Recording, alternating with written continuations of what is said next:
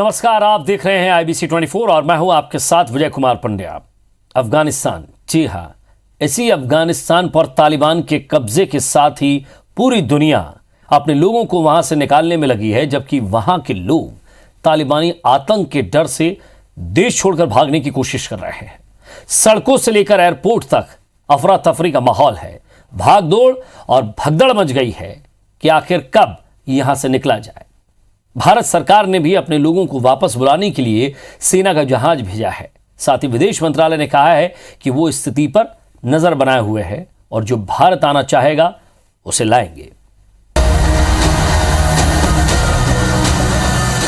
ये तस्वीरें काबुल एयरपोर्ट की हैं। पूरी तरह से अफरा तफरी। जहाज देखा तो इस उम्मीद में पीछे भागने लगे कि शायद यहां से निकल गए तो जान बच जाएगी।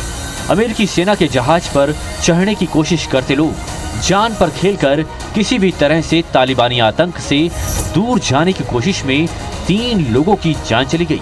जहाज के टायर के पास लटके, लेकिन थोड़ी ही दूर जाकर सीधे नीचे गिर गए। एयरपोर्ट के बाहर से लेकर अंदर तक ऐसी भीड़ कि लोगों को हटाने के लिए विदेशी सुरक्षा बलों को फायरिंग करनी पड़ी, जिसके बाद मची भगदड़ में 5 लोगों की जान चली गई। लगभग पूरे अफगानिस्तान पर तालिबान के कब्जे के बाद आम लोग असहाय सड़कों पर भाग रहे हैं। उधर तालिबान ने राष्ट्रपति भवन से लेकर संसद भवन तक पर कब्जा कर लिया है।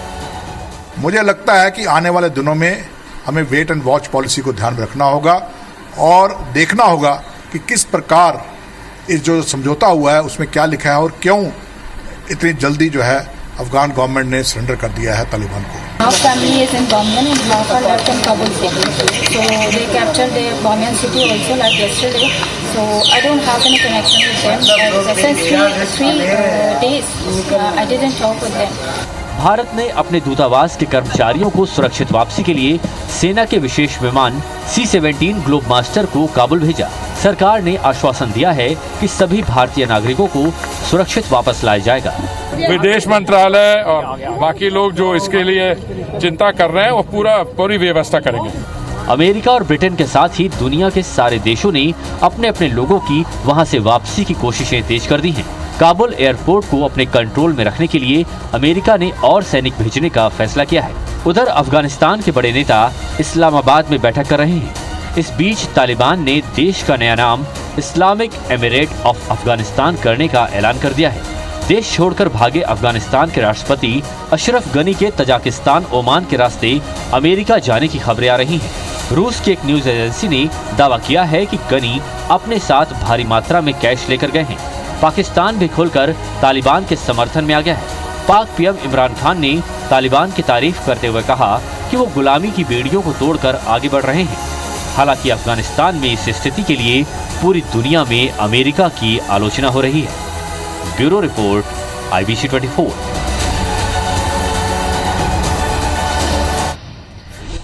तो काबुल में किस तरह से कोहराम मचा हुआ है। अफगानिस्तान संकट पर आज हुए 10 बड़े डेवलपमेंट पर जरा नजर डालते हैं। तो अफगानिस्तान की राजधानी काबुल पर तालिबान ने पकड़ मजबूत की। राष्ट्रपति भवन, संसद भवन पर तालिबान ने कब्जा किया। अफगानिस्तान से भागने के लिए काबुल एयरपोर्ट पर उमड़ी लोगों की भीड़। अफरा तफरी में 10 से ज्यादा लोगों की मौत हो गई। अमेरिका और ब्रिटेन के सुरक्षा कर्मी काबुल एयरपोर्ट पर तैनात हैं। अमेरिका ने अपने लोगों को निकालने के लिए काबुल एयरपोर्ट पर और सुरक्षा कर्मियों को लाया है। संयुक्त राष्ट्र महासचिव ने तालिबान से मानवाधिकार को सुरक्षित रखने को कहा है। पंजशेर में तालिबान विरोधी गुट ने बैठक की है। भारत ने सेना का विमान भेजकर अपने नागरिकों को वापस लाना चाहा। भारत ने सेना का विमान भेजकर अपने नागरिकों को वापस बुलाना शुरू कर दिया है। अमेरिकी राष्ट्रपति जो बाइडेन अफगानिस्तान के हालात पर अमेरिका को संबोधित करेंगे।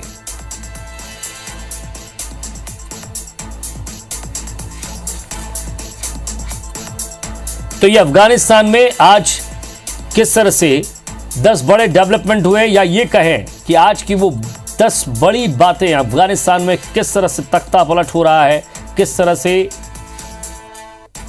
लगातार तालिबानी पूरे अफगानिस्तान पर कब्जा जमाए हुए हैं। काबुल एयरपोर्ट पर किस तरह से भीड़ जमा हुई।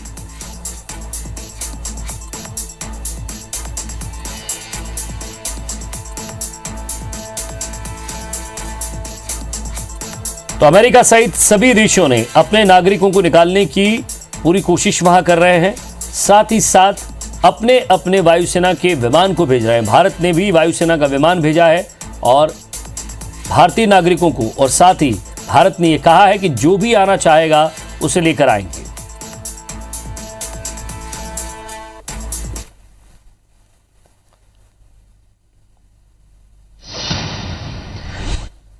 अफगानिस्तान में तालिबान के कब्जे के बाद पैदा हुई स्थिति को लेकर संयुक्त राष्ट्र सुरक्षा परिषद यानी कि यूएनसी की आज आपात बैठक हुई है, जिसमें संयुक्त राष्ट्र के महासचिव एंटोनियो गुटेरेस ने अंतर्राष्ट्रीय समुदाय से एकजुट होने की अपील की है।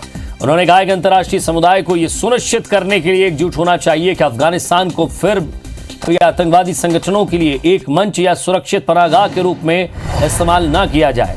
संयुक्त राष्ट्र के महासचिव एंटोनियो गुटेरेस ने कहा, अफगानिस्तान में वैश्विक आतंकवादी खतरे के खिलाफ यूएनएससी और अंतर्राष्ट्रीय समुदाय से एकजुट होकर काम करने का आग्रह करता हूं।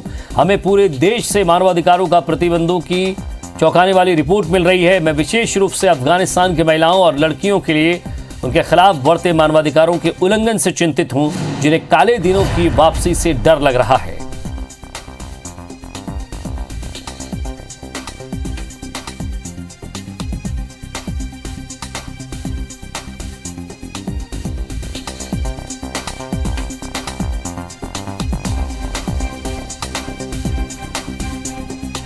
तो सेक्रेटरी जनरल यूएनसी की बैठक हुई है। उन्होंने अफगानिस्तान में हुए मसले को लेकर, वहां की महिलाएं और लड़कियों को लेकर उनके अधिकारों का हनन न हो, साथ ही साथ यूएन महासचिव ने अंतर्राष्ट्रीय समुदाय से एकजुट होने की अपील भी की है। उन्होंने कहा, अफगानिस्तान आतंकवादियों की पनाह लेने की जगह ना बन जाए।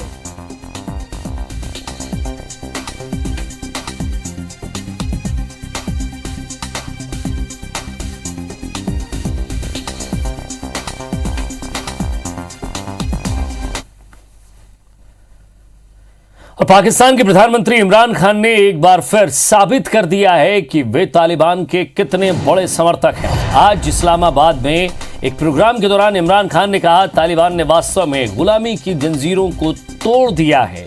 पाकिस्तानी सेना और सरकार पर तालिबान को समर्थन और मदद के आरोप लगते रहे हैं। अलकायदा सरगना उसामा बिन लादेन को अमेरिका ने पाकिस्तान के ही एबटाबाद में मार गिराया था। सोमवार को ही एक और घटनाक्रम हुआ। अफगानिस्तान के कुछ सियासतदान इस्लामाबाद पहुंचे और उन्होंने वहां पाकिस्तान के विदेश मंत्री शाह महमूद कुरैशी से मुलाकात की।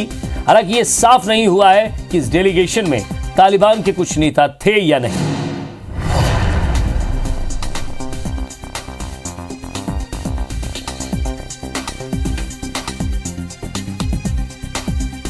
पाकिस्तान के प्रधानमंत्री इमरान खान ने यह साबित कर दिया कि वो तालिबान के कितने बड़े समर्थक हैं।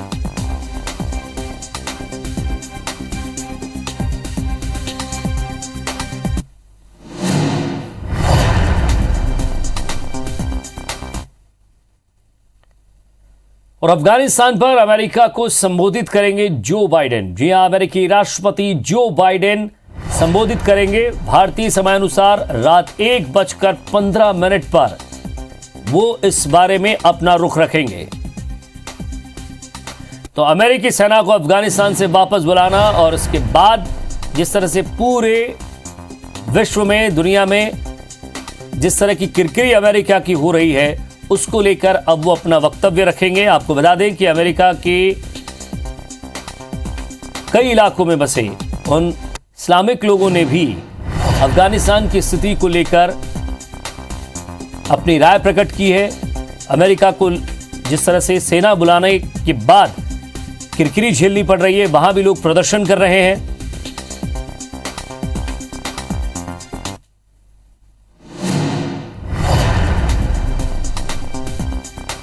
तो अफगानिस्तान पर किस तरह से तालिबान ने हमला किया ये सभी जानते हैं, किस तरह से कब्जा किया ये भी सभी पूरी दुनिया जानती है। लेकिन अब जो बाइडेन अमेरिकी राष्ट्रपति, अमेरिका का क्या रुख है इस पर वो अपनी बात रखेंगे 1:15 पर।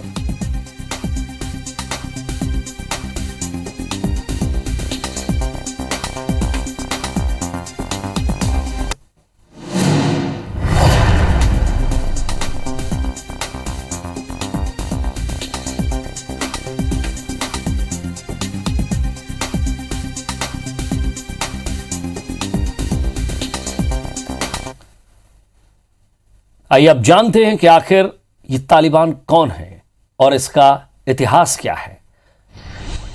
तो 1990 की शुरुआत में उत्तरी पाकिस्तान में तालिबान का उदय, पश्तून आंदोलन के सहारे तालिबान में अफगानिस्तान में जड़ जमाई।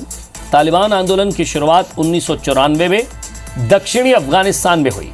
शुरुआत में आंदोलन का उद्देश्य था लोगों को धार्मिक मदरसों में भेजना। 1996 में तालिबान ने अफगानिस्तान के ज्यादातर क्षेत्रों पर अधिकार किया। 2001 में अफगानिस्तान युद्ध के दौरान इसकी गतिविधियां बेहद कम हुई। 2004 के बाद दक्षिणी अफगानिस्तान और पश्चिमी पाकिस्तान में गतिविधियां बढ़ाई गईं।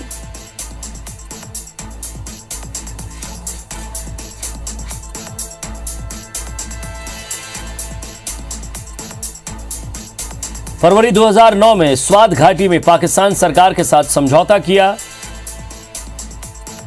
इस समझौते में लोगों की हत्या न करने, शरीयत के मुताबिक काम करने की छूट,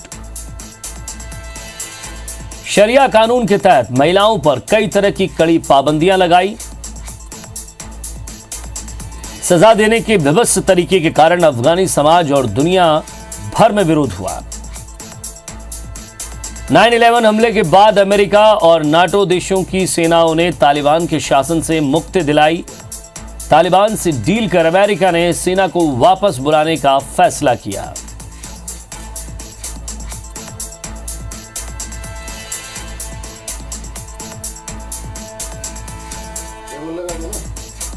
छत्तीसगढ़ में खाद की कमी और बिजली की समस्या को लेकर अलग अलग इलाकों में प्रदर्शन जारी है। सरगुजा में जैविक खाद की अनिवार्यता खत्म करने और यूरिया की कमी को पूरा करने की मांग को लेकर सरगुजा बीजेपी किसान मोर्चा ने भूख हड़ताल शुरू कर दी है। बीजेपी जिला संगठन प्रभारी ज्योतिनंद दुबे और जिला अध्यक्ष ललन प्रताप सिंह के नेतृत्व में कार्यकर्ता अंबिकापुर के गांधी चौक पर भूख हड़ताल पर बैठे। वहीं कवर्धा में आज 3 सूत्री मांगों को लेकर भारतीय किसान संघ ने अधीक्षक कार्यालय का घेराव किया। किसान संघ के कार्यकर्ता कार्यपालन अभियंता से मिलने पहुंचे थे, लेकिन अधिकारी की मीटिंग में होने की बात कही गई, जिसके बाद सभी किसान कार्यालय के सामने ही बैठ गए। उन्होंने बताया कि मरका सब स्टेशन के तहत आने वाले 40 गाँव में ओवरलोड के कारण 5 घंटे की बिजली मिल पा रही थे। उन्होंने 24 घंटे बिजली न मिलने पर उग्र आंदोलन की चेतावनी दी है। इधर राजनांदगांव के चूरिया में बिजली की समस्या से परेशान लोगों ने बड़ी संख्या में मुंबई कोलकाता नेशनल हाईवे 53 पर चक्का जाम कर दिया। चूरिया क्षेत्र में लगातार बिजली कटौती और लो वोल्टेज की समस्या को लेकर दर्जनों गांव के लोग बीते 13 अगस्त से चूरिया बिजली सब स्टेशन में दिन रात धरने पर बैठे थे। समस्याओं का निराकरण नहीं होने पर इन्होंने चक्का जाम कर दिया। जब अधिकारियों ने इनकी समस्याओं के हल का लिखित पत्र दिया, तब जाकर इन्होंने प्रदर्शन खत्म किया।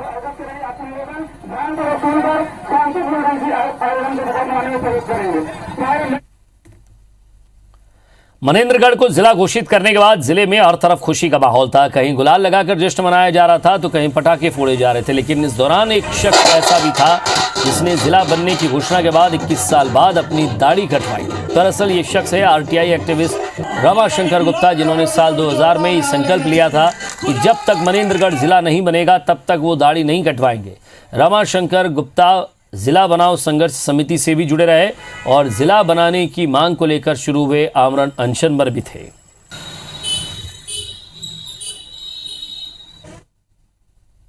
2000 में हम लोगों ने अनशन किया था और अनशन करने के बाद जो है उसी अनशन के मन से मैंने घोषणा कर दी थी कि जब तक जिला नहीं बनेगा तब तक मैं दाढ़ी नहीं बनूंगा। ईश्वर ने उस संकल्प की लाज रखी और मनेंद्रगढ़ के लोगों ने जो सहयोग दिया, आज उसका परिणाम है कि हम एक अप्रतिम खुशी में झूम रहे हैं।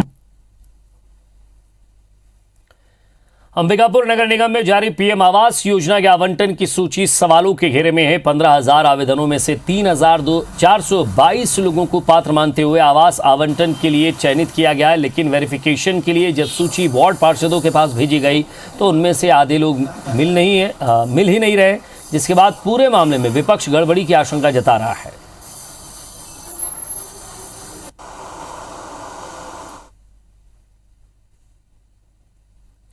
और महू से एक बड़ी खबर मिल रही है। शॉर्ट सर्किट से चलती कार में आग लग गई है। 4 लोग जान बचाकर कार से कूदे। राऊ फलघाट 4 लेन मार्ग पर यह स्थिति बनी है। तो टिही ग्राम के पास हाईवे की यह घटना है। किशनगंज थाना क्षेत्र की घटना है।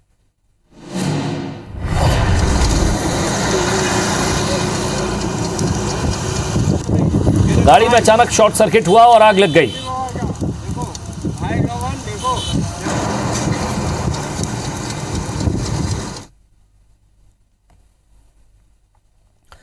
छत्तीसगढ़ के सरगुजा इंजीनियरिंग कॉलेज में अब माइनिंग एमटेक की पढ़ाई होगी। स्वामी विवेकानंद तकनीकी विश्वविद्यालय दुर्ग के तत्वाधान में सरगुजा जिले में इसकी शुरुआत होने जा रही है।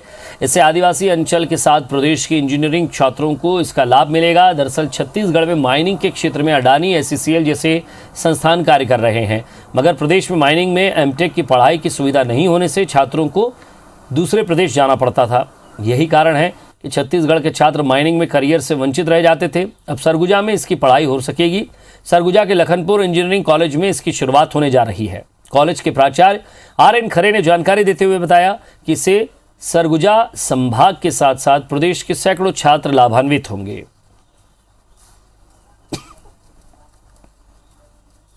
विशेष लक्ष्य जो है विश्वविद्यालय का वह है कि चूंकि माइनिंग बेल्ट है, अदानी और SCCL और अन्य बहुत सारे गवर्नमेंट प्राइवेट सेक्टर की कंपनीज हैं, यहाँ के छात्र लाभान्वित होंगे।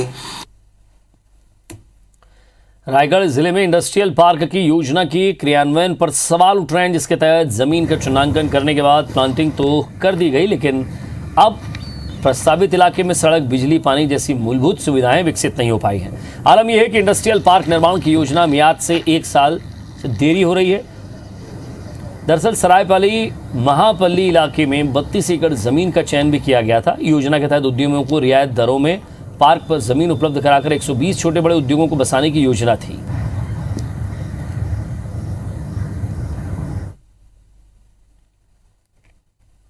जशपुर जिले में नारायणपुर थाना क्षेत्र में चिरचिरी नाले में उफान बढ़ने से पिकनिक मनाने गए 20 छात्र छात्राएं टापू में ही फंस गए। पुलिस ने सभी छात्र छात्राओं को सकुशल रेस्क्यू कर लिया।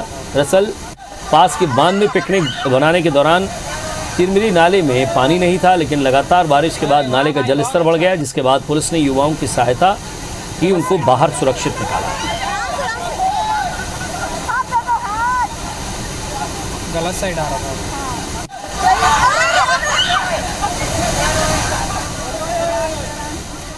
अरे वाह भाई बहुत। और छत्तीसगढ़ में आने वाले समय में भारी वर्षा होने की संभावना है, विभाग ने जताई है। मौसम विभाग के मुताबिक हवा का चक्रवाती घेरा पश्चिम मध्य बंगाल खाड़ी और दक्षिणी तटीय उड़ीसा के ऊपर बन रहा है, जिसके प्रभाव से प्रदेश के अधिकांश स्थानों पर हल्की से मध्यम वर्षा का हो सकती है। गरज चमक के साथ छींटे भी पड़ने की संभावना है। प्रदेश में 1-2 स्थानों पर बारिश हो सकती है, आकाशीय बिजली भी गिर सकती है। साथ ही आने वाले समय में अधिकतम तापमान में गिरावट हो सकती है। नॉर्थ वेस्ट बंगाल, उसके आप south Orissa, north Andhra coast पे एक जो है सर्कुलेशन बना हुआ 7.6 किलोमीटर पे, जिसके प्रभाव से आने वाले 2 दिनों में नॉर्थ छत्तीसगढ़ में बारिश होने की संभावना। पखांजूर अल्प वर्षा के चलते क्षेत्र के किसानों के सामने विकराल समस्या खड़ी हो गई है। खेतों में पानी का अभाव है। सक्षम किसान तो बोरवेल के माध्यम से खेतों में पानी पहुंचा रहे, लेकिन 80% किसानों की फसल बर्बादी की कगार पर पहुंच गई है। बारिश नहीं हुई तो निश्चित ही ये समस्या विकराल रूप ले सकती है।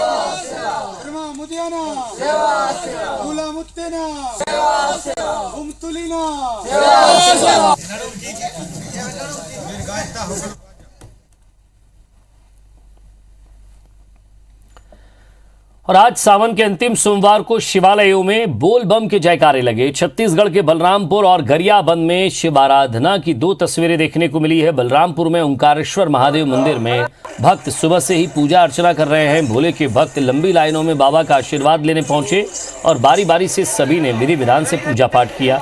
वहीं गरियाबंद में विशालतम प्राकृतिक शिवलिंग भूतेश्वर महादेव में कांवड़ियों का तांता लगा रहा। यहाँ बलौदाबाजार, भाटापारा, महासमुंद, धमतरी और देवभूख से कांवड़िए नदियों का जल लेकर पहुंचे और प्राकृतिक शिवलिंग का फेरा लगाकर जल चढ़ाने के साथ ही मुरादें मांगी। इस बार कांवड़ियों ने कोविड से मुक्ति की भी कामना की।